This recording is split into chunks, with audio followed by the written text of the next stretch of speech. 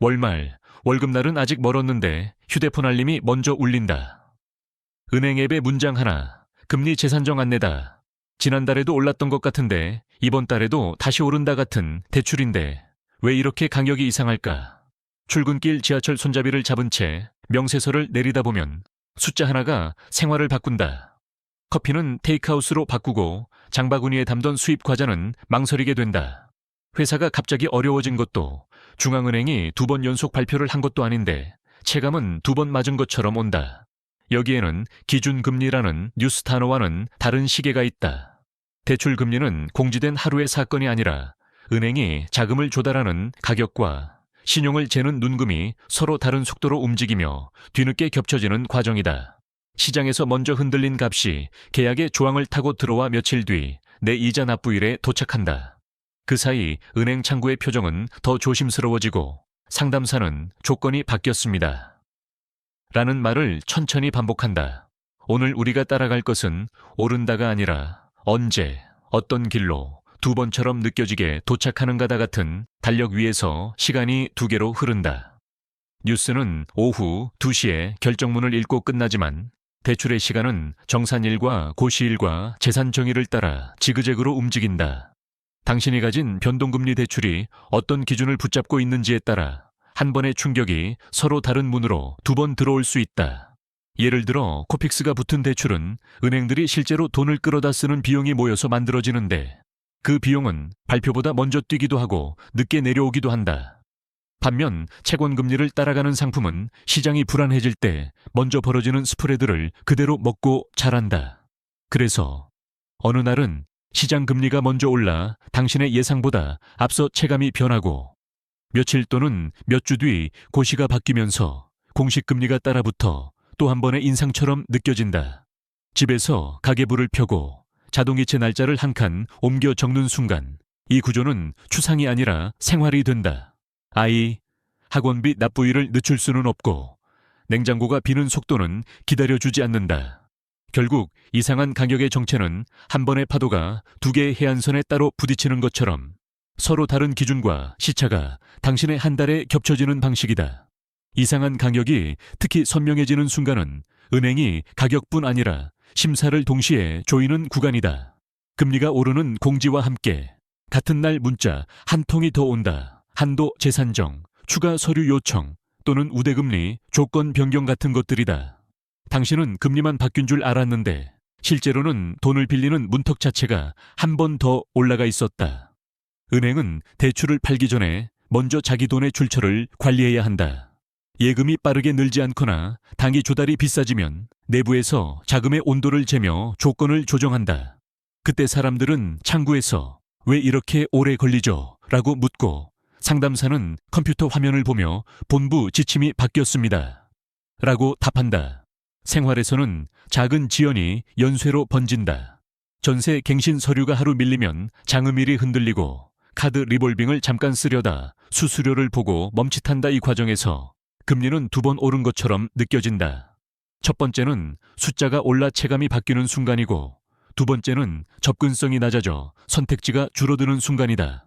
그리고 둘 사이의 간격이 짧을수록 사람들은 경제가 나를 향해 더 빠르게 달려온다고 느낀다. 우리는 이제 금리의 숫자만 보지 않고 그 숫자를 따라 움직이는 문턱과 절차가 어떻게 2번째 충격을 만드는지 추적해야 한다. 그렇다면 왜 하필 지금 이 간격이 2번처럼 겹쳐 보일까? 답은 금리의 원인이 하나가 아니라는 데 있다. 중앙은행이 올린 기준금리는 방향을 정하지만 시장은 그 위에 불안을 얹어 가격을 새로 매긴다. 외국에서 달러가 비싸지거나 위험 프리미엄이 커지면 우리 금융기관이 단기 자금을 조달하는 비용이 먼저 흔들린다. 그러면 은행은 코픽스 같은 지표가 움직이기 전에 이미 예금 금리를 살짝 올리거나 특판을 줄이며 조달을 바꾼다. 당신은 동네 은행 앱에서 우대금리 10 이벤트 종료라는 공지를 보고 별일 아닌 듯 넘기지만 그게 첫 번째 실말이다. 며칠 뒤 회사 점심시간 동료가 대출 갈아타기 견적이 생각보다 안 내려가 라고 말할 때 시장금리의 고집이 생활로 전염된다. 그리고 재산 정일이 돌아오면 공식 고시가 반영되며 2번째가 도착한다 같은 파동을 다른 시계로 측정한 결과가 연속해서 표시되는 셈이다. 이때 사람들은 체감을 숫자로 설명하기 어렵다 하지만 몸은 안다. 주말에 마트에서 장바구니를 들고 서성이는 시간이 길어지고 휴대폰 자동이체 내역을 확인하는 횟수가 늘어난다.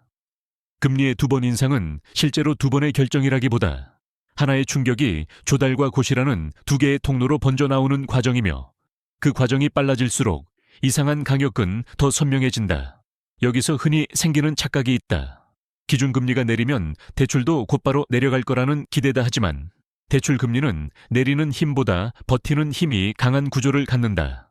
은행은 대출을 오래 들고 가는 상품으로 취급하기 때문에 위험이 커졌다고 판단되는 순간엔 금리를 빠르게 올려 방어하지만 위험이 줄었다고 확신하기 전까지는 천천히 조정한다. 그 사이에 작동하는 것이 스프레드다.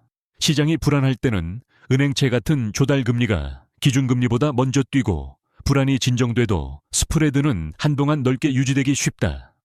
당신이 체감하는 2번은 그래서 오를 때는 빠르고 내릴 때는 늦다. 월세 갱신 계약서를 놓고 보증금을 얼마나 줄일지 계산하는 밤. 앱에 찍힌 금리는 단순한 숫자가 아니라 당분간 이런 조건으로 살아라 라는 신호처럼 보인다. 더 조심스러운 건 이 구조가 개인의 선택을 바꾼다는 점이다. 고정금리로 갈아타려다 추가 비용을 보고 멈추고 변동으로 버티자니 다음 재산정이 두렵다. 그 고민은 결국 소비를 줄이고 현금을 모으고 불확실성을 피하는 쪽으로 흐른다.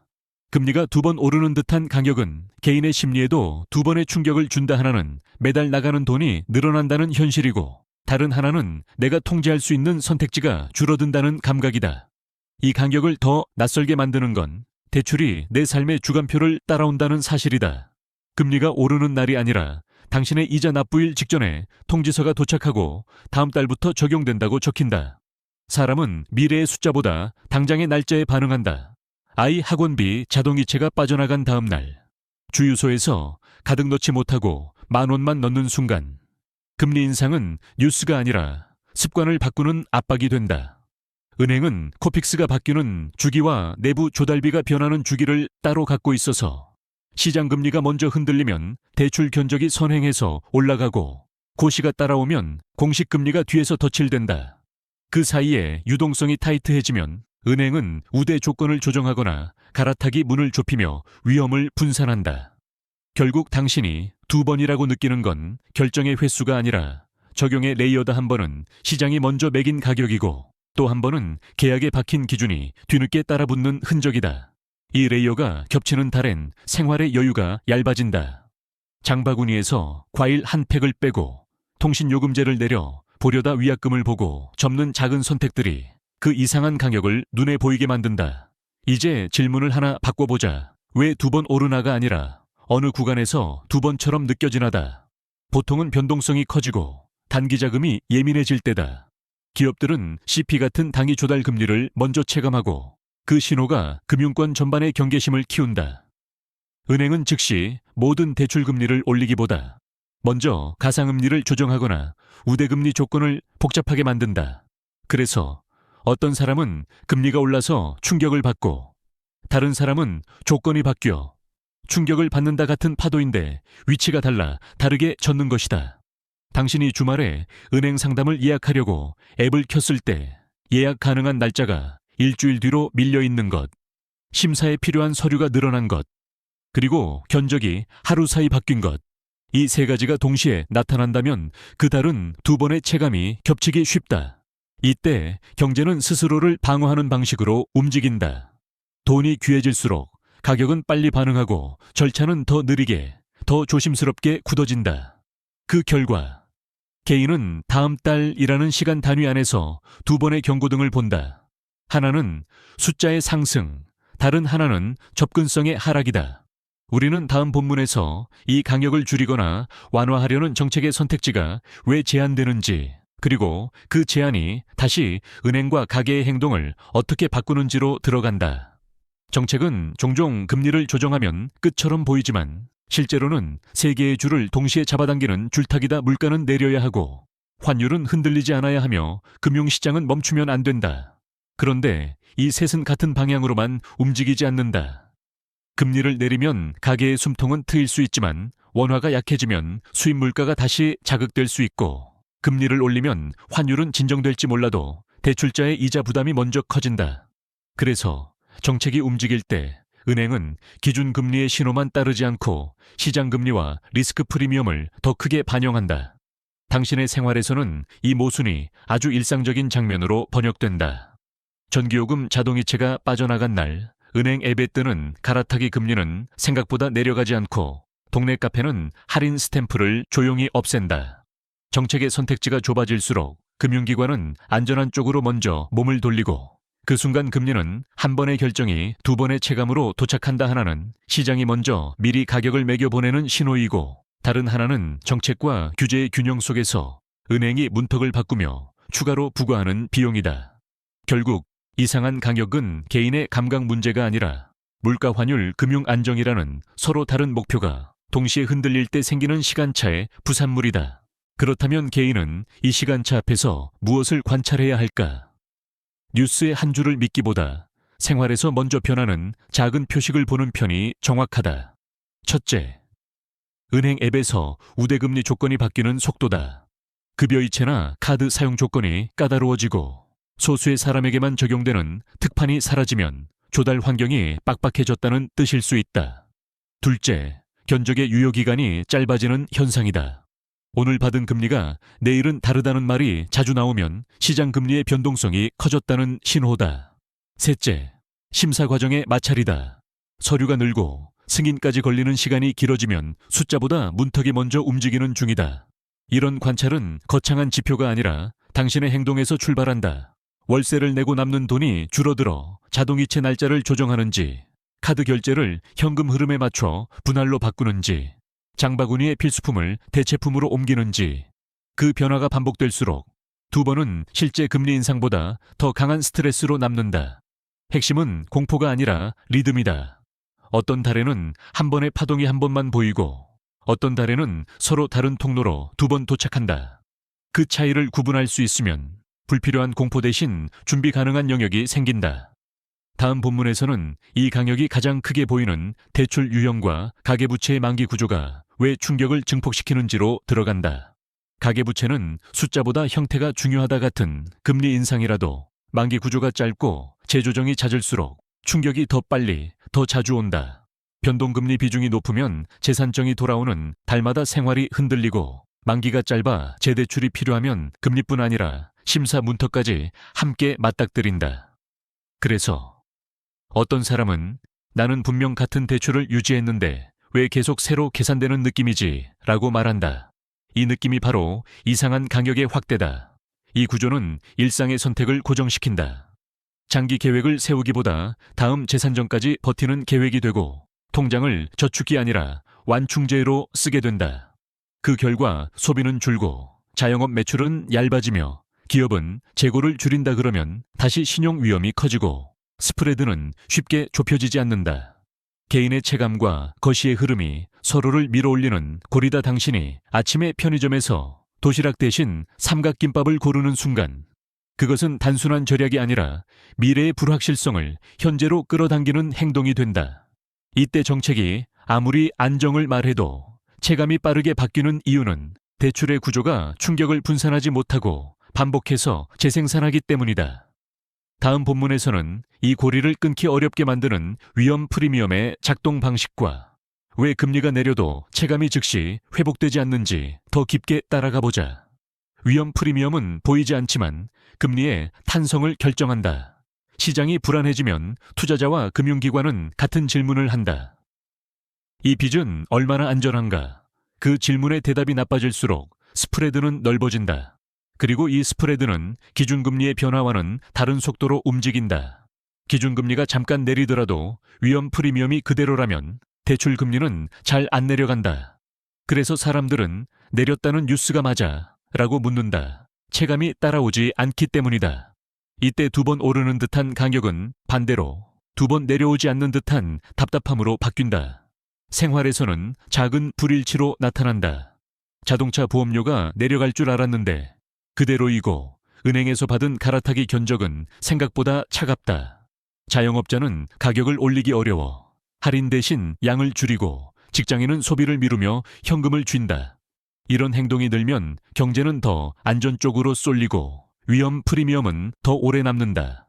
결국 이상한 강역은 한 번의 충격이 두 번의 체감으로 오는 문제인 동시에 한 번의 완화가 한 번의 체감으로 오지 않는 문제이기도 하다. 우리가 추적하는 것은 금리의 방향이 아니라 위험 프리미엄이 언제 줄어드는지, 그리고 그 감소가 가계의 납부일과 어떤 강역으로 만나는지다. 다음 본문에서는 이 구조 속에서 개인이 할 수 있는 현실적 선택을 투자 조언이 아니라 현금 흐름과 리스크 노출 관점에서 정리한다.